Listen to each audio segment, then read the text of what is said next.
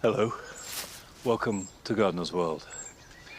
I'm doing a bit of a clearing job. I'm cutting back mainly the hardy geranium, Geranium phaeum, which has got these wonderful, really rich, deep, dark purple, almost black flowers, which are fantastic in spring. The days, whether we like it or not, are getting shorter, and plants are very sensitive to that. And things like this geranium, which grows so well in spring, are now sensing the light falling, setting seed and dying back. So by cutting them back, we shortcut that circuit and make space for these glorious plants, a whole raft of them, that will flower strongly until the first frost. When you cut back, it's important to cut back hard. If you leave half of it, half will die back, and then you might get some new growth growing amongst it, and it doesn't look any good. So cut hard.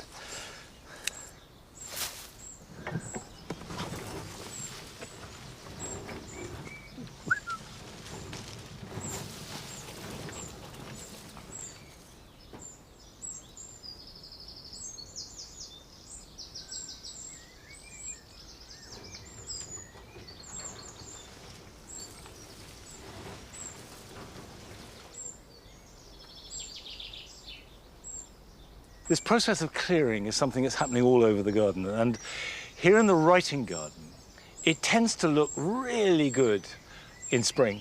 And the last few years, we've had trouble with it sort of fading away, just looking a bit drab and tired in high summer.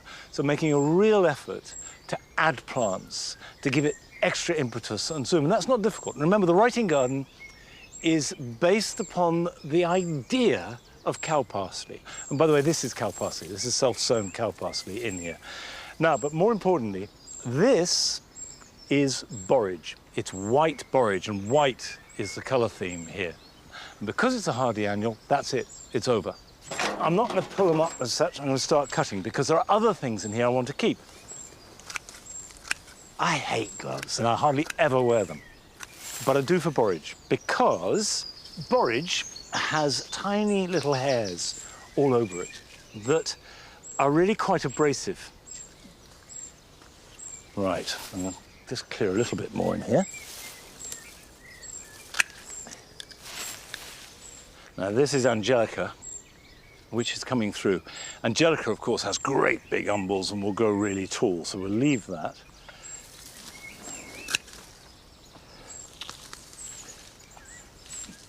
This is a Astrantia, which is lovely. And you can see it flows along the edge of the path.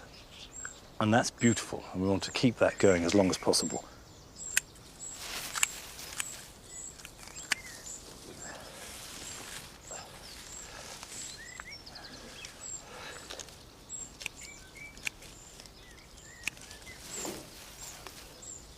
And while I cleared the decks, I'm just going to give this little privet pom-pom a slight trim. You can see it's flowering.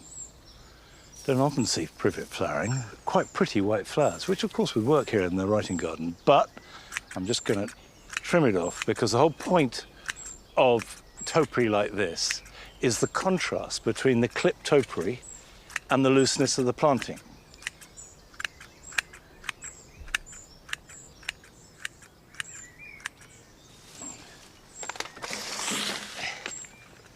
This is a Cosmos Purity. And it has two great virtues which make it really suitable here for the writing garden. The first is that it's white, and the second is it's quite tall. These will go on flowering into November.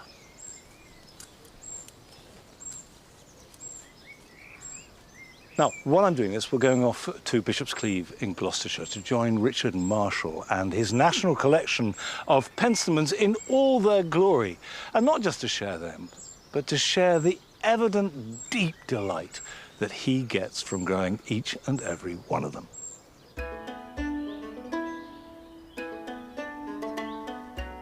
Can I point to that? I mean, you know, what a penstemon.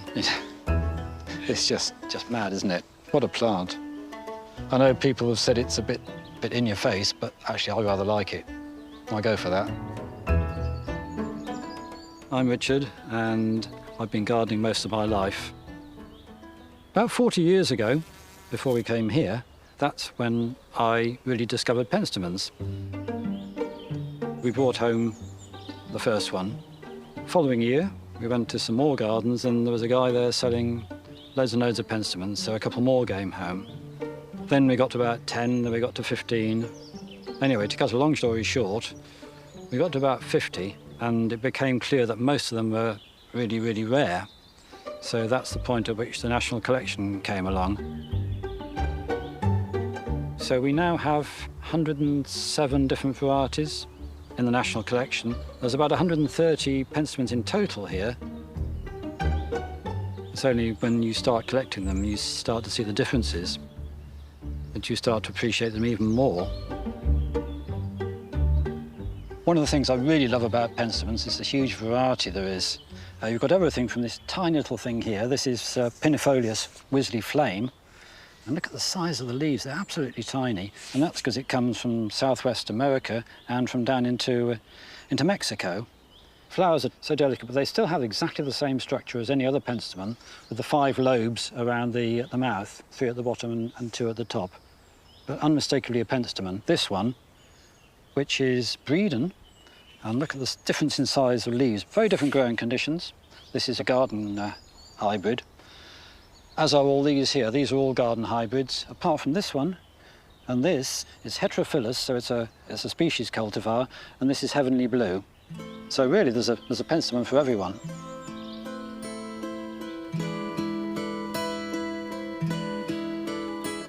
They don't take a huge amount of looking after.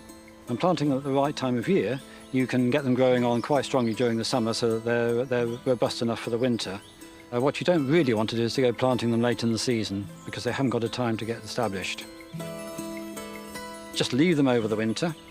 Once the danger of heavy frost is past, I will cut them back to the ground and let the new shoots take over. Penstemons don't mind full sun. They quite like full sun. They like a free draining soil. They do not like having their feet wet. How do you kill a penstemon? They are pretty robust. There's one thing that will kill a penstemon. It's a little grub and it's about that long, and it's a chafer grub. And if you see a penstemon suddenly keel over and just sort of turn its toes up in the air, there's a fairly good bet that that was responsible. This is another of my favourite penstemons. This is Penstemon Blackbird. Waves around in the breeze, looks absolutely delightful, lovely burgundy colour. If you deadhead it regularly, it'll produce a succession of flower spikes right the way through the summer until the first frosts. If you want a white, this is probably a good one to go for. This is Higcote White. It's not readily available, but it is out there if you search for it. Well worth finding, and to my mind, the best of the whites. This is quite different. This is Lynette. It's got very delicate foliage, small but lovely little flowers, lovely colour on the outside, and very delicate markings on the inside. And it looks like it's going to be a really good garden plant. I've not had this for very long, but it's bulking up nicely and seems nice and robust. What more could you want?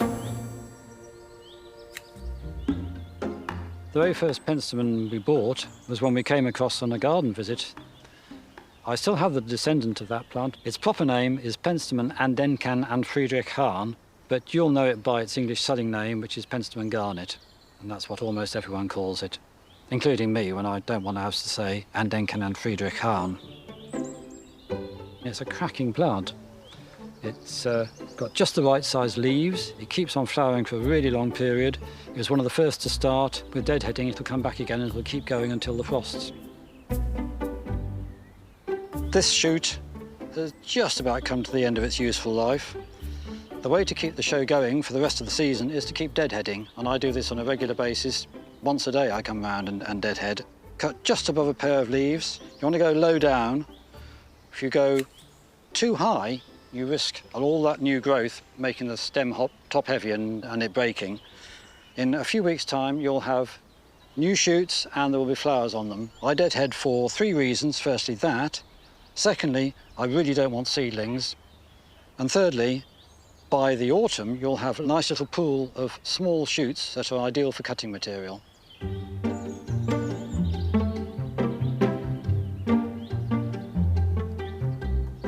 Propagation, well, this is my way of doing it. I use these trays, so when the time comes to separate them, when they've rooted in 8 to 12 weeks' time, there's no problem with damaging the roots, getting them out of their little modules. Here's cutting material.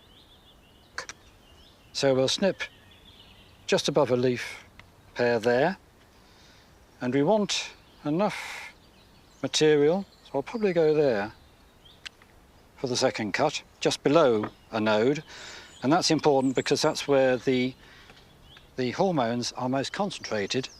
Now, that's a bit too big for this little tray. You don't need that amount of material, so I'm just going to snip off. Then I'll pop it into a bit of water just to wet it very slightly, shake the excess off. Hormone rooting compound or not? Well, I've had success with a couple of penstemons that I've found really difficult to root. So I've started using it. Now, this is important. Never try and push the cutting in because the chances are you'll damage the stem. So, little dibber, hole, just drop it gently into the hole, firm it down gently with your fingers, little squeegee of water, and that's one cutting taken. Don't forget the label. A lot of us take cuttings in the autumn and then you grow them on over the winter, ready to pot on in the spring. Others do it in the spring using material left over from last year. I just love them.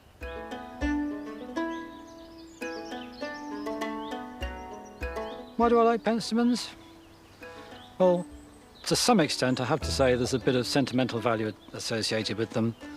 We've had them for 40 years. They're old friends. They're great value plants. They go well in any mixed herbaceous border.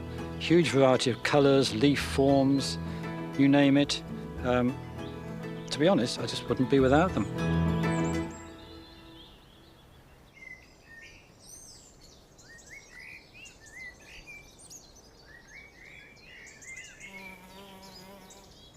I've tried growing penstemons in this garden for years and they just don't like it at all. It's the wet soil all winter and they never survive more than about 2 years, and to be honest, I've given up, which is a shame because obviously they are very beautiful. Now, there are two trees here in the dual garden which are both interesting in their own way and in completely different ways, but really doing good things. The first is this one. This is the Chinese goat horn, Carriera, and it's quite rare. It can be a bit shy to flower. I looked it up and it meant it can take 50 years before it produces flowers. Well, it's flowering beautifully now. This is the second time it's done so for us. Now, over on this side of the dual garden, we have a Polonia, the foxglove tree. Now, this is an enormous tree. This is as big as a beech. You know, it can grow 80 foot tall, festooned with wonderful lavender foxglove-like flowers. But if you prune it hard, it won't produce flowers, but its foliage will be extra big. And earlier this spring, I cut it back to a stick. And look, it's produced these enormous leaves, which make a really dramatic foil for the plants around them. It won't flower, or at least not for a long time, but if you grow it in a border and keep coppicing it or pollarding it, you will get a repetition of these vast leaves, which are both exotic and a really good foil. So both trees doing a job in a very different way for the rest of the plants here in the dual garden. But so much for the good, because now I have a problem to deal with.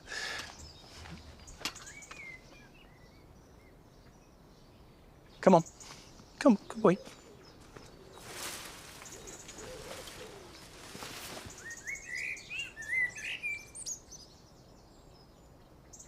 Now, I brought you to the corner of the grass borders because I have a problem.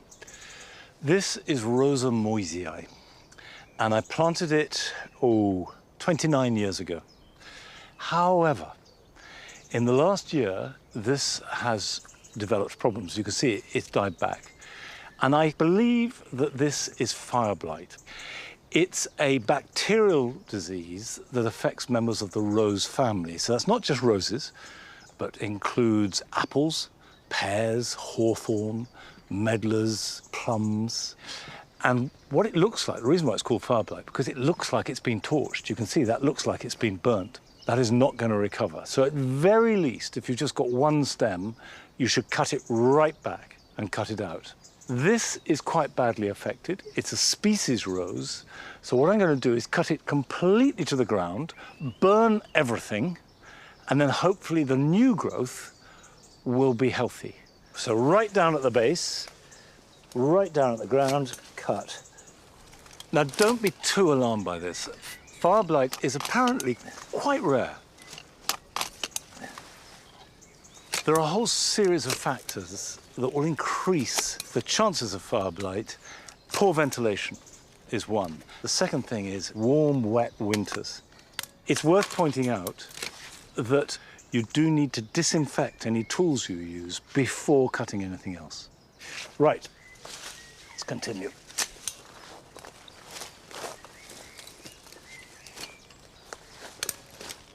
When you have cut it back, do not shred it, do not add it to your compost heap.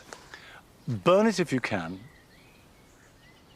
Much more glamorous and much more beautiful than me trying to dispose of this is a garden in Erith in South London, which Arit went to visit.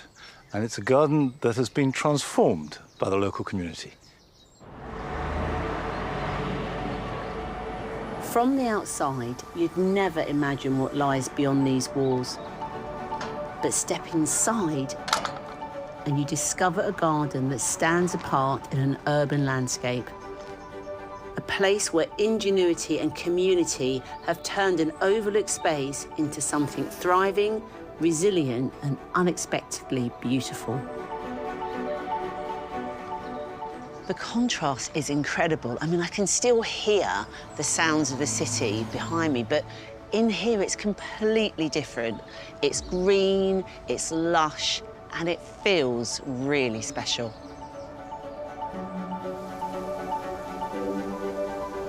Erith's former library dates back more than a century.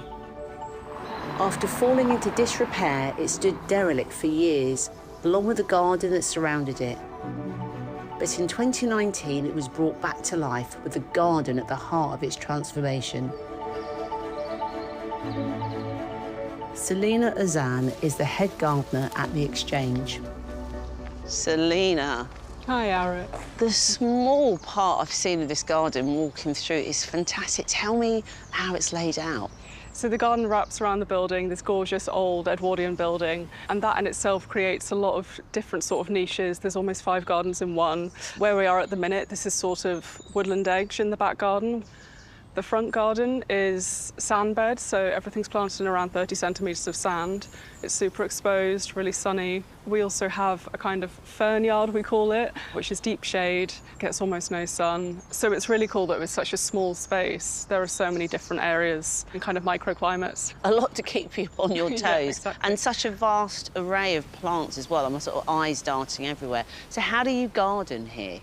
So we have a zero irrigation approach, which means different things for different parts of the garden. So in the front, in full sand, there's no watering whatsoever unless I'm establishing a new plant. But in the rest of the garden, it's sort of spot watering when something looks like it's struggling. But generally, the rules are I mulch once a year in spring, a really thick layer of organic matter, and that locks in the moisture. But also I would say a really important part of no irrigation is just covering the soil with as many plants as you possibly can to really trap in that moisture. Well, it looks fantastic. The garden was planted in 2021 by around 70 local volunteers of all ages, where in total 3,500 plants were planted in 2 days, with many making their way into the dry garden, which sits at the entrance and embodies the climate-first approach. This dry garden has demonstrated how it's tolerated everything that's being thrown at it. No water, high winds that are coming up from the Thames, and also the fact that it's south-facing, so it's having to cope with a lot. But take a look at this Pinus halepensis, for example, a drought-tolerant tree. But in this situation, it really adds something unusual. It has a very light, airy habit. I know that Selina has done some pruning with it. I think that's really added into the vibe of this space. So again, if we're at home and we're thinking about our planting borders and how to design into them, we have to take into consideration the soil conditions and the aspects. But the overall look and feel, that's where the magic starts, and I think that's really happened here.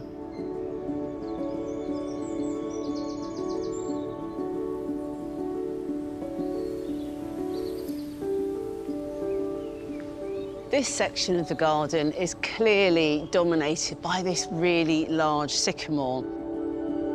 The plants in this area are true botanical survivors, not only coping with lower light levels in the shade, but also competing with the roots of the sycamore above. And of course, we need to be able to bring my eye down into a more human scale. And the design has been done by using these Aleagnus quicksilver to do that. Now, what's really lovely about the design here is that there's a topography in the garden that's been worked with. All of the pathways are very curved and very gentle, following the slopes, and that gives a real ease with the space. But also, it's about bringing the planting up close and personal to me as I'm walking through the garden. So there's height, so there's the use of the cardoons, for example, and then the vertical accents of the Digitalis lutea, which are really there acting like sentinels throughout the space. And this palette of greens and the sort of silvers here are really calm and restful and add to the ambience.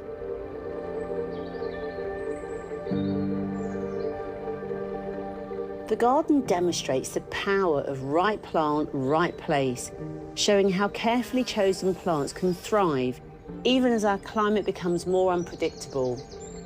The same thoughtful approach runs through the site, where reclaimed materials have been used throughout.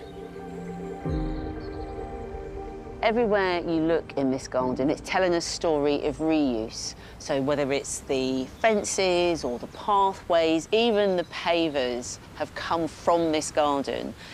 Aggregates and clay were collected and taken to a local community workshop where they were made, using local materials and reimagining it in this way. It really does give a sense of place. It just adds into the layers and textures that are creating the most wonderful atmosphere. What's incredible is how many different experiences are created in such a compact space. Through matching the right plants to the right conditions, each space has developed its own character and atmosphere, creating a garden that's just asking to be explored, and somewhere the local community can feel part of and enjoy. It's been a place that seems to be like a heart for the community. I just love being in the garden because there's nothing like this in Erith. You just look at it, it's amazing, you can hear the birds. It's our sanctuary. It's nice to see people coming in and families enjoying the space. Every week we come down, it's different and it's brilliant. It really is lovely. I'm just so pleased that the building has been taken over and has been used for a community project and turned into this fantastic garden that's a lovely space for the community to come and visit. Although this garden is very much looking to the future, the past hasn't been left behind. The greenhouse epitomises this. The design was inspired by the first ever mobile library in the UK, commissioned here in Erith. This is amazing. What a greenhouse. It's really cool, isn't it? We do a lot of propagation in the garden. I've really ramped it up since I started. Roll my sleeves up. So what have we got here? So we're sowing some biennials today, Digitalis ferruginea and Delphinium requienii. They're biennial, all sort of short-lived perennial, and biennials are normally sown June, July, and then you get your flowers next spring, summer. This is quite a special place, isn't it? I mean, what does it feel like to have your very own living laboratory? I know, it's really cool. I feel really lucky, especially to have a space like this to work in and add in the plants that I really love. Yeah, having that creative outlet is fantastic.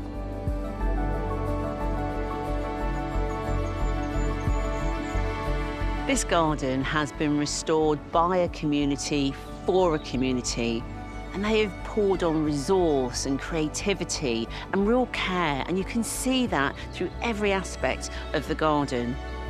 And what's really powerful to take from this is that in our cities, you know, with climate change and all of the tough challenges that are ahead of us, that it's so important that spaces like this are there, that are resilient and are full of beauty and joy.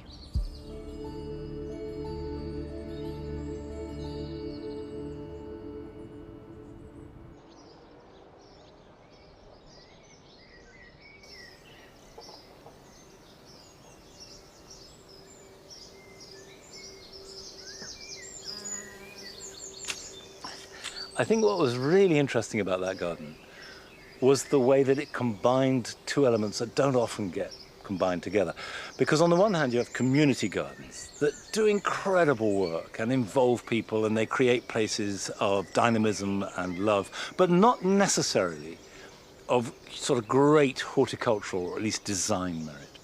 And then you have private or corporate gardens that can afford to hire a designer and they look really wonderful, but they don't involve the community at all. And this seems to do both. You have a really beautiful garden, and yet it is completely integrated with the local community. So that's incredible. I'm combining. I'm combining raspberries and squashes, which is not a natural marriage. And therein lies a tale, because back in March, I decided to move raspberries and make this a fruit bed. And so I put up the structure, planted raspberry canes, and waited for them to grow. And waited. And waited. And by and large, they haven't grown at all. But I have got the structure.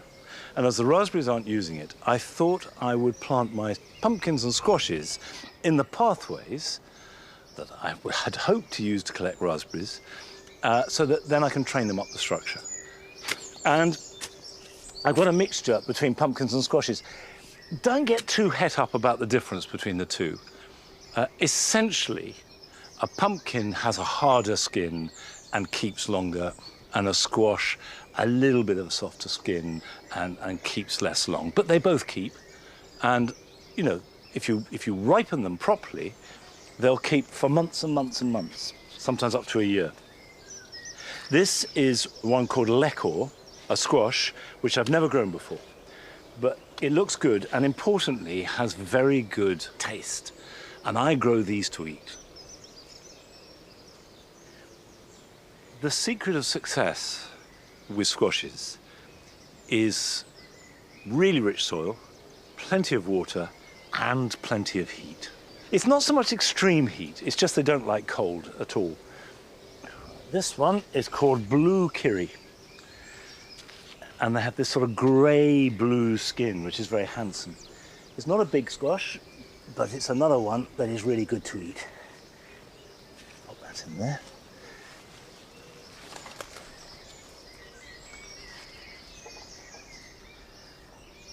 Now, what's good about this spot is I've got a big water butt, so easy to water with rainwater. I've got a tap nearby, so watering them is easy. And you never want to let them dry out. I've got supports, so when they grow, they can be supported and the weight of the fruit will be taken. And because I come to the greenhouse every day, I'll keep an eye on them. They won't be just stashed away somewhere. So hopefully, we'll get a good crop.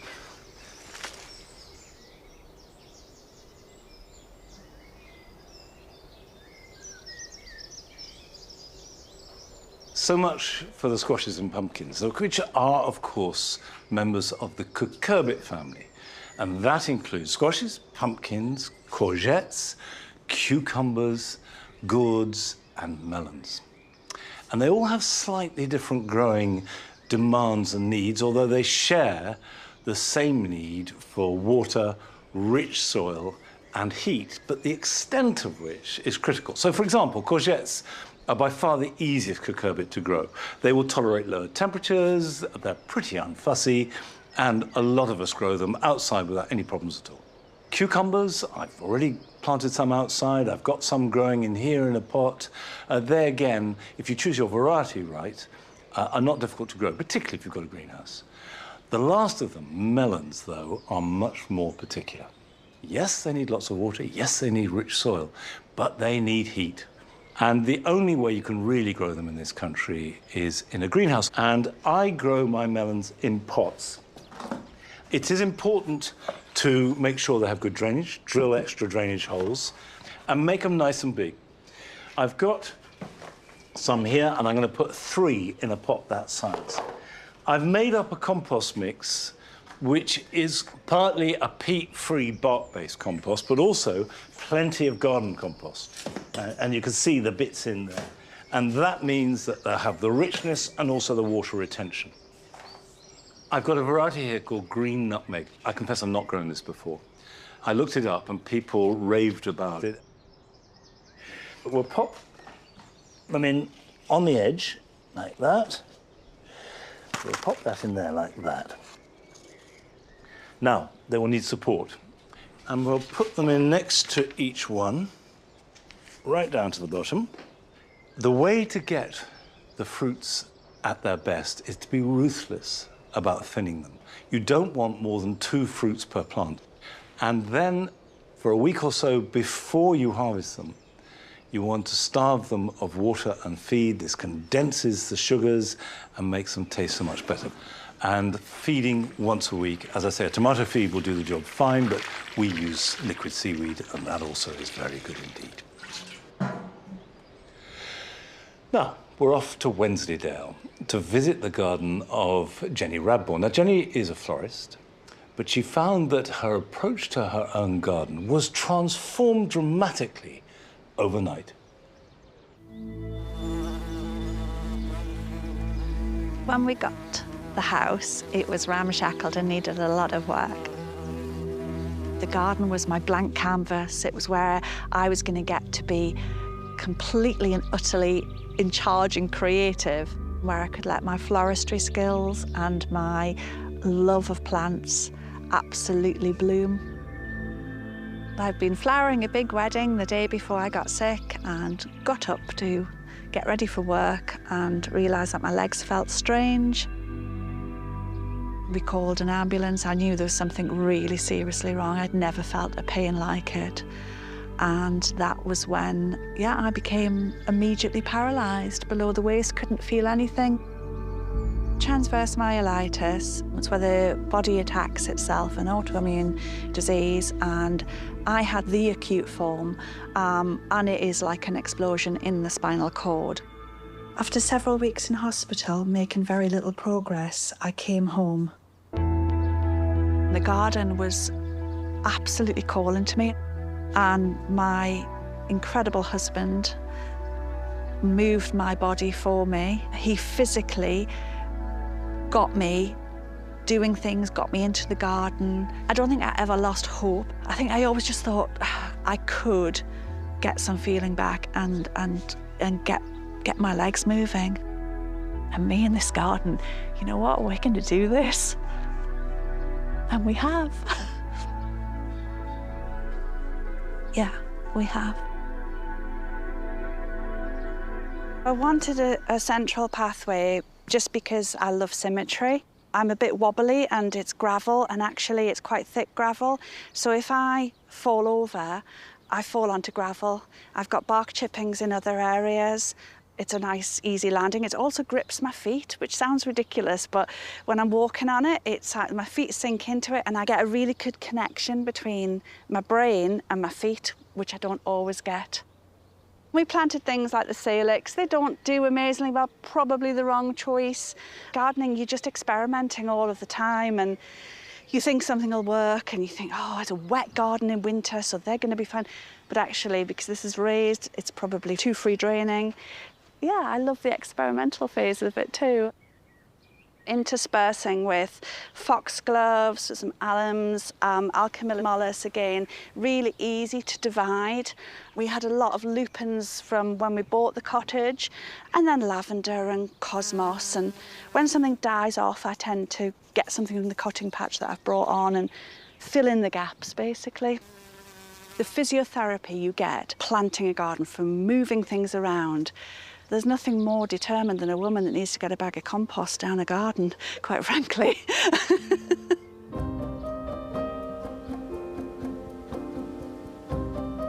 It was garden rooms, it was all divided up, and we levelled it to get me access. In order to have enough plants to fill the borders, I made the decision to use division and also to take cuttings. And I like the repeat planting, so I like to follow a theme through the garden to give a level of cohesion. It is quite windswept, so normally at this time of year the delphiniums come out and then we have 50-mile-an-hour winds and they're snapped. But touch wood, at the minute, it's all good. Down here, it's the perfect place for a shady border. There's not a lot of shade in my garden. So we've been able to plant up lovely fatsias and some gorgeous ferns.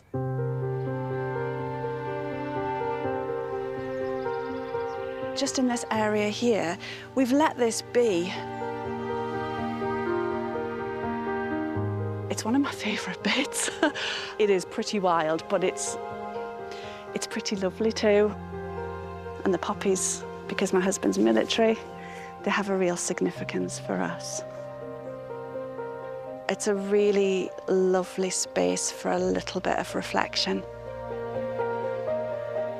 As human beings, we're on this sort of this hamster wheel of functioning at 1,000,000 miles an hour, trying to do all things, be all things to all people. And I had to learn to live in the slow lane. And if I'm completely honest, the slow lane has brought me so much joy and so much pleasure, and it isn't a bad place to be. This started with my absolute desperate need to grow flowers. As a florist who couldn't work as a florist, I just wanted to produce flowers. It's quite productive. The soil is a mix of lovely garden compost and then some manure, some peat-free compost on the top. And it's worked really well. So here we are with some Nigella popping out. They're coming to say hello. We've got larkspur, calendula, got lots of little seedling babies to go in. It's my little bit of heaven, really.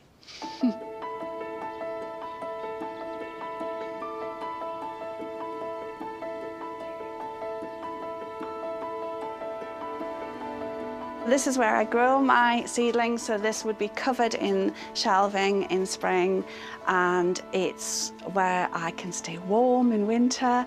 It's the most heavenly place to be. It's also where I create some art. I press flowers into clay and create botanical time capsules. It's certainly a rejuvenating space. It ticks every box, this little greenhouse. And the scent of the geraniums and the scent of the tomatoes, and it's like being a child again on the allotment with my dad, and the smell just takes you back.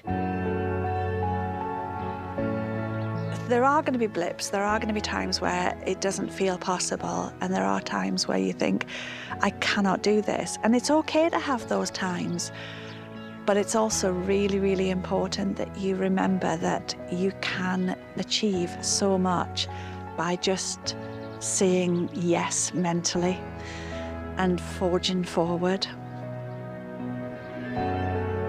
I was meant to come here, and I was meant to nurture this garden back to life, and in doing so, this garden has nurtured me back to life.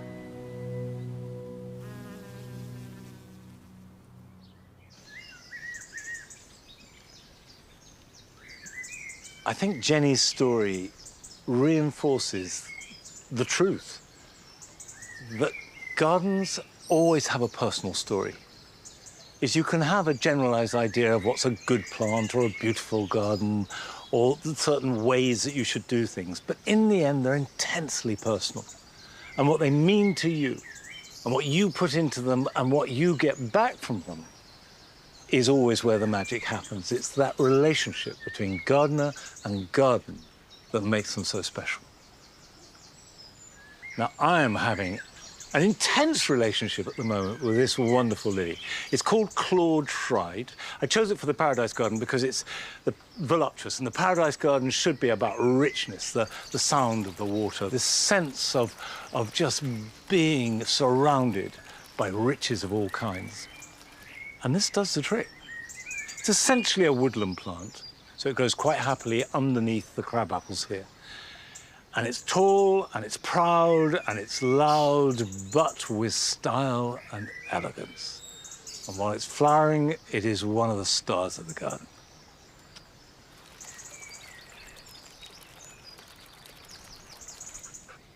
Good boy. Going this way. Come on. Come on.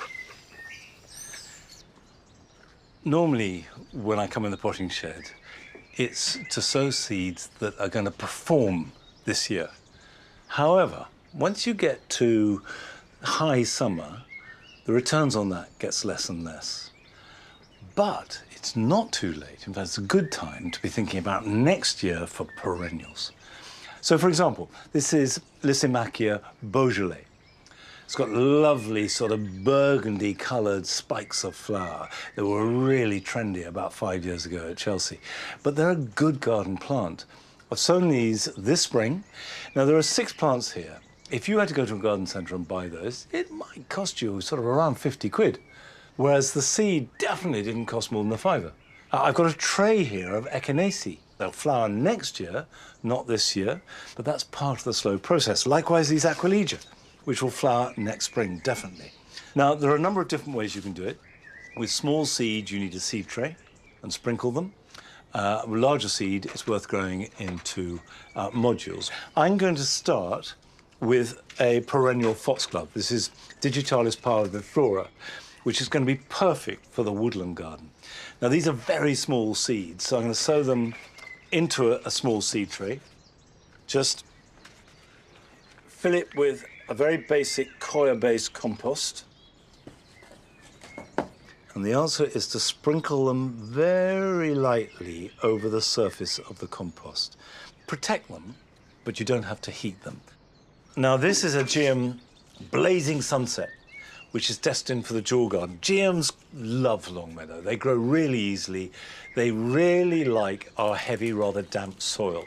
And if you've got heavier soil and it's reasonably wet where you are, GMs are a good plant to grow. These are going to be pricked out. So it's not the end of the world if you get a little clump growing. Now, GMs are best covered lightly. And I'm going to do that with some vermiculite. Finally, I've got modules. Now I've got a lupin. And this is chandelier, which is a good yellow. And I'm putting 1 per module. And actually, growing perennials is all about a little bit of patience, connecting to a slower rhythm of life. What I'm going to do is move them over and simply pile more compost on top, spread it thinly, and then wipe it all off. So what remains is just enough to cover the seeds. And of course, all these will be carefully nurtured, pricked out if need be, potted on if need be, placed out in the garden exactly where I want them, with the intention of them being part of a very carefully thought through performance next summer. But actually, a lot of our very best garden flowers happen by accident, as Rachel discovered when she visited Hanham Court in Gloucestershire. There's something wonderfully alive about a garden where plants are free to roam. Plants that readily seed themselves around shouldn't be shied away from. They are an incredibly useful tool to the gardener and can be used to great effect. Here at Hanham Court, they create an atmosphere of romance, softening edges, filling gaps, and bringing a little wildness into the design. What we gardeners call self-seeders are simply plants that dropped as seeds and are now growing away happily without any help from us whatsoever. And I love them because they're opportunistic, they're easy, and they're free.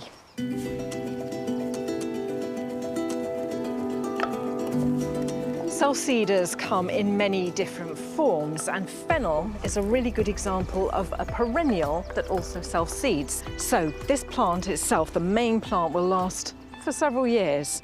You'll find little baby fennels coming up all over the place. So if you don't want this sort of plant, then take them out while they're young, before they've really got in there. And then a bit later on in the summer, you get flowers which are umbelliferous, so you've got lots and lots and lots of tiny yellow flowers. And those are actually edible, and they've got that sort of aniseed flavour. I grow it in semi-shade and in full sun, and it's happy in both. But as I said, those seedlings will go everywhere. For any seed to germinate successfully, it needs exactly the right combination of moisture, temperature, light, and contact with the soil. Thousands of seeds may be produced, but only a small number find the perfect conditions to establish. So the plants we see here are the survivors, and because they've germinated where they'll spend their entire lives, their roots develop naturally. As a result, they're generally tougher, more resilient, and more self-sufficient. This is Nigella, which is an annual, and that means that either you, the gardener, have to sow it, or you have plants from last year and they have self-sown, spread their seed all over the place, and then popped up again this year. And they like somewhere hot, dry, sunny. They don't like to be sitting in sort of wet clay. Beautiful azure blue flowers, although it does also come in various shades of pink and purple and white. Nigella have a fairly brief flowering period, so if you want to extend that, then you've got your self-sown plants in here, and then you would add some that you've sown yourself a little bit later, so they're smaller when they go in, and that would just extend it for a little bit. But they also have really beautiful seed heads, so something interesting to see right the way through the summer.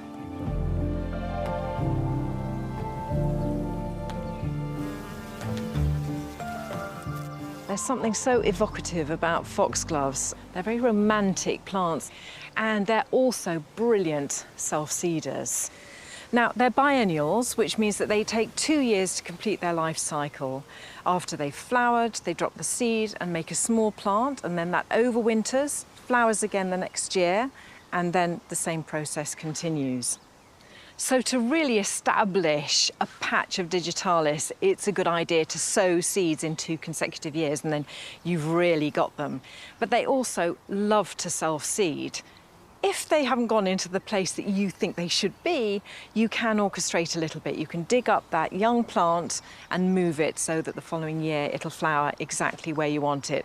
A bit of cooperation between nature and the gardener. But I think they're absolutely beautiful, all brought together like this.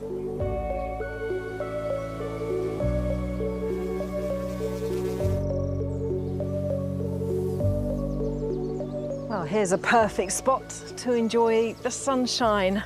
This lovely bench, and then very cleverly it's been planted up around it in a way that just makes it feel as if it's been here for hundreds of years. And in fact, if you look around, most of these plants are repeated, not because they've been planted, but because they've seeded themselves into the gravel. And that's because they're absolute sun lovers. They like a really thin soil and not to be overwatered. They can withstand drought very well. So this dianthus is echoed in another couple that are over there. And then the stachys, which has these lovely soft felted leaves, often called lamb's ears, and that loves to sort of run around and put itself through the gravel. And then the essence of this planting just continues all the way down through the gravel path. So you've got things like the campanula and the valerian just softening not only these monolithic yews, but also the edge of the path. So it sort of sweeps in and out. Some of those will be planted and others will have self-seeded into the gravel, and the effect is beautiful. If you want to encourage this at home, you don't need to buy lots of plants. Introduce 1 or 2 good self-seeders and let nature do some of the work for you. Usually, self-seeders find the perfect spot. But here, this syringium, which likes well-drained conditions, has leapt-frogged the gravel and gone straight into the grass. Paving and steps offer something different.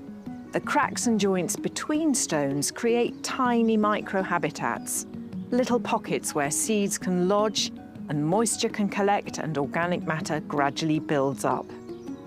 Rather than being a completely hostile place for plants, paving can actually become a series of small planting opportunities. Where the paving is more shaded and you've got that sort of coolness and better moisture retention in those gaps between the slabs, it's a perfect spot for one of my favourite self-seeders, Alchemilla mollis. And it's such an amazing plant. You get those beautiful acid green flowers towards the end of spring and in early summer. And they're accompanied by lovely, rather palmate-shaped leaves, which cling on to any moisture, so you get these lovely raindrops just settling on the leaf surface, which is very beautiful. This is another favourite self-seeder, Erigeron carvenskianus. It's Mexican fleabane. And actually, in many ways, the individual flowers look a lot like our own native daisy that we get in the lawn. But this one has this lovely effect of sort of white tinged with rosy pink, which is so beautiful. And to keep those flowers coming, well, I don't deadhead. It's one of those instances where the plant just seems to do it itself. It'll go into every single available crack once it's found a place that it's happy with, in between the paving stones, up the walls, across the top of the stone. Really long flowering period as well, so you get masses of flowers. It's the perfect example of a plant finding its own perfect spot. There we are. Two self-seeders, Nigella and Erigeron, flowering together, and that is such a beautiful effect. Nature paints a picture.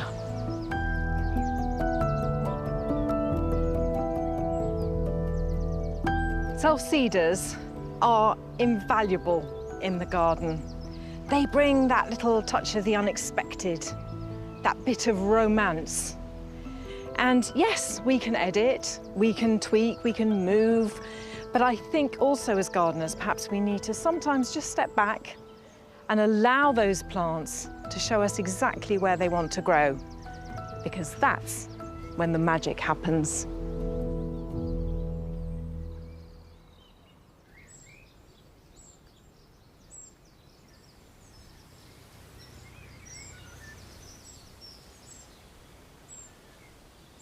The thing about self-sown plants is they find the place they want to be.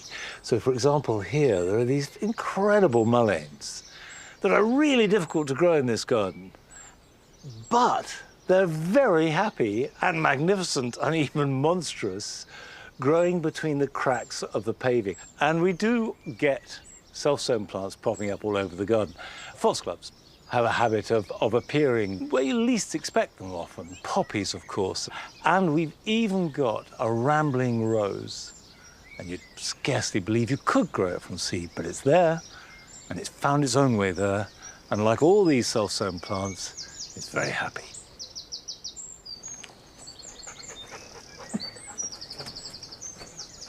Good boy.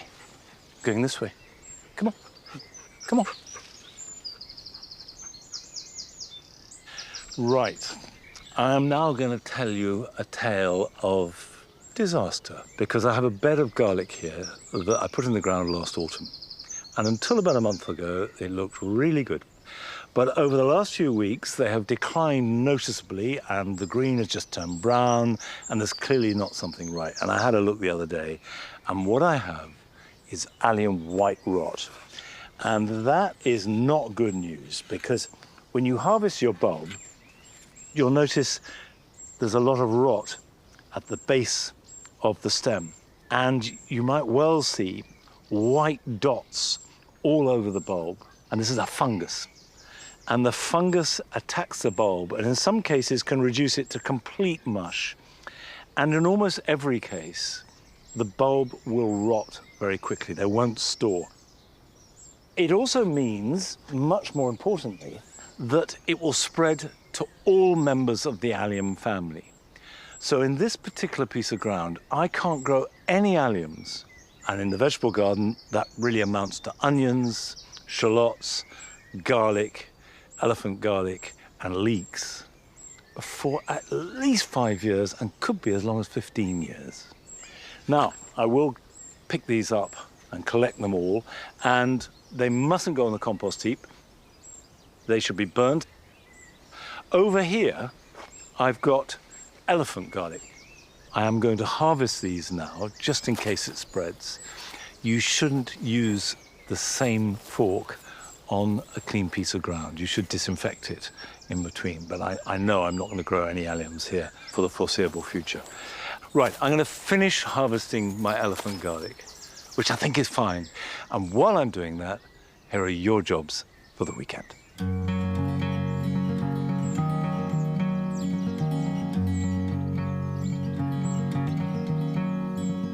Delphiniums have been very good for me this year, but all good things come to an end.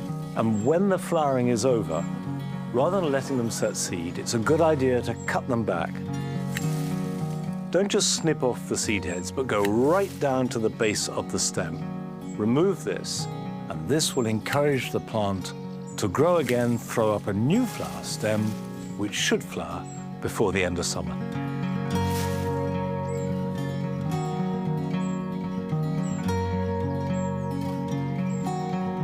Any seedlings sown in rows will need thinning.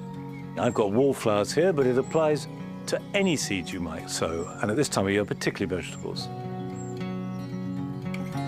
Thinning the rows themselves from the edges, just removing any clumps and groups so you're down to one single line.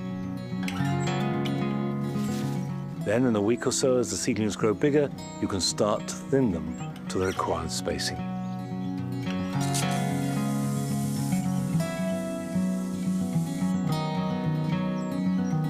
Everybody who grows broad beans will find that sooner or later they get affected by black fly. These look terrible, but the broad bean aphid only feeds on the freshest, juiciest growth. And the easiest way to deal with them is simply snap off the top few inches of the plant, thus reducing their food supply.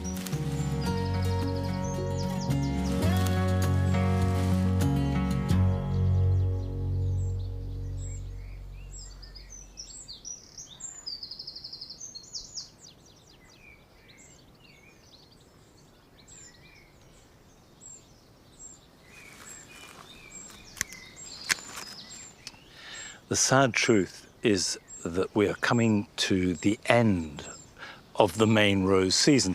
I say main rose season, but of course, most modern roses go on flowering all summer, or will die back a bit and then come back and have another flush, or flower slightly less intensely, but they keep going. It's the old roses, the Gallicas like this one, which once they've done their stuff, that's it. However, there's no question that if you can deadhead assiduously, you can extend the rose season. Use secateurs and go right back down the stem to something. Now, in this case, it's another couple of shoots, and cut it off there. It could be a leaf, it could be another bud, and that stimulates side shoots, which then stimulates more flowers. And as well as being good for the roses, it's good for you too, certainly good for me. I love doing this. And if you just come out 10 minutes every day, maybe early in the morning or when you get back in the evening, and just have a quiet, calm time, focusing on the roses, letting the rest of this crazy world just wash away for a few moments, that is very restorative. However, that is also all we've got time for today. I will see you back here at Longmeadow next time. So until then, bye-bye.